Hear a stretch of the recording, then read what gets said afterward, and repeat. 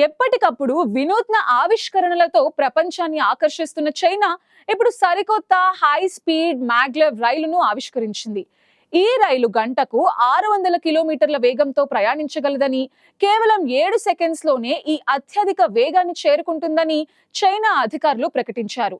Beijing లో ఇటీవల జరిగిన 17వ మోడర్న్ రైల్వేస్ ఎగ్జిబిషన్ లో ఈ రైల్ మోడల్ ని ప్రదర్శనకు ఉంచారు. ఈ రైలు అందుబాటులోకి వస్తే బీజింగ్ నుండి షాంఘై వరకు 1200 కిలోమీటర్ల దూరాన్ని కేవలం 150 నిమిషాలు అంటే 2.5 గంటల్లో పూర్తి చేయగలదని తెలిపారు. ప్రస్తుతం ఈ దూరాన్ని కవర్ చేయడానికి 5.5 గంటల సమయం పడుతోంది. ఈ సరికొత్త రైలు మ్యాగ్నెటిక్ లెవిటేషన్ సాంకేతికత ఆధారంగా పనిచేస్తుంది. మ్యాగ్లెవ్ రైళ్లు సాంప్రదాయ రైళ్లలాగా చక్రాలపై నడవ్వు.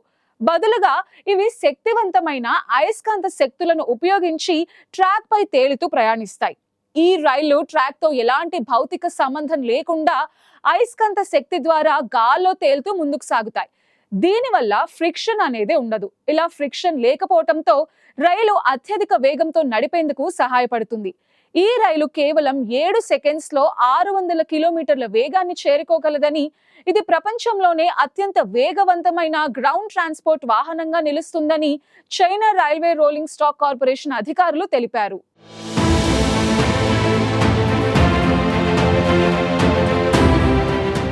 బీజింగ్ నుండి షాంఘై వరకు 1200 కిలోమీటర్ల దూరాన్ని కవర్ చేయడానికి ప్రస్తుతం ఉన్న అత్యంత వేగవంతమైన హై స్పీడ్ రైలు జీ సిరీస్ గంటకి 350 కిలోమీటర్ల వేగంతో ప్రయాణిస్తుంది.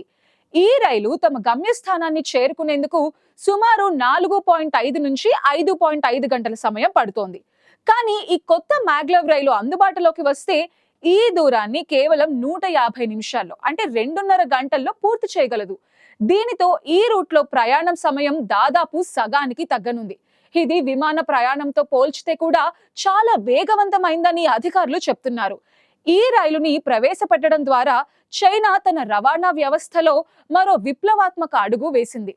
ఇక ఈ మ్యాగ్లెవ్ రైలులో కేవలం వేగం మాత్రమే కాకుండా అనేక ప్రత్యేకతలు ఉన్నాయి.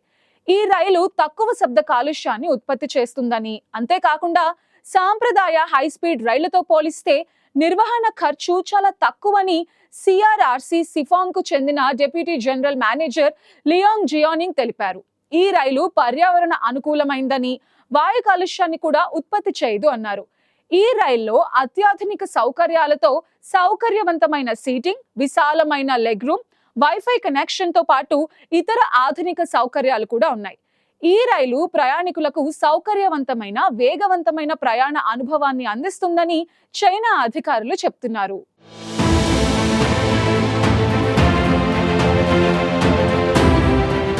ప్రపంచంలోనే అతిపెద్ద హై స్పీడ్ ట్రైన్ నెట్వర్క్ చైనాలోనే ఉంది.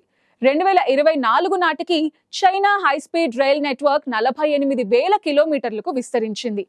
బీజింగ్ షాంఘై హై స్పీడ్ రైలు ఇప్పటికే గంటకి 350 కిలోమీటర్ల వేగంతో నడుస్తూ ప్రపంచంలోని అత్యంత వేగవంతమైన సాంప్రదాయ రైళ్లలో ఒకటిగా నిలిచింది.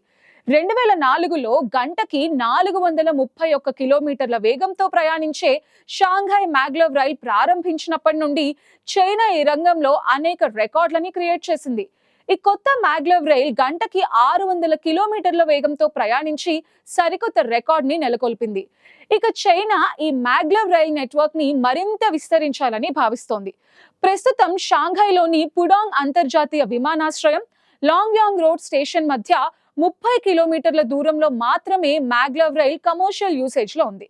అయితే షాంఘై హాంగ్జై, చెంగ్డు చాంగ్వింగ్ మధ్య కొత్త మ్యాగ్లెవ్ రైళ్లు నిర్మాణంలో ఉన్నాయి. ఈ కొత్త రైలు బీజింగ్ షాంఘై రూట్ లో అందుబాటులోకి వస్తే చైనా రవాణా వ్యవస్థలో కీలక మార్పులు చోటు చేసుకున్నాయి. 2030 నాటికి చైనా తన హై స్పీడ్ రైల్ నెట్వర్క్ ని 60,000 కిలోమీటర్లకు విస్తరించాలని టార్గెట్ గా పెట్టుకుంది.